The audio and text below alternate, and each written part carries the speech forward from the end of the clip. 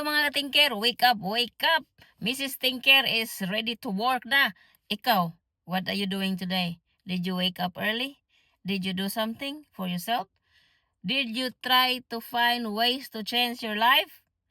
It's time for us to wake up as Filipino.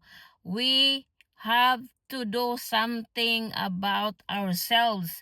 Before we see other people, we have to look out ourselves first, no?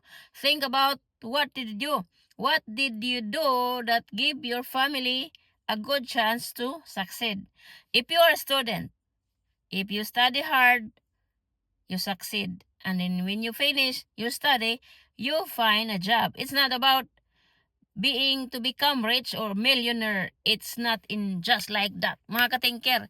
It's hard work. Everything is hard work, because when you work hard, you succeed.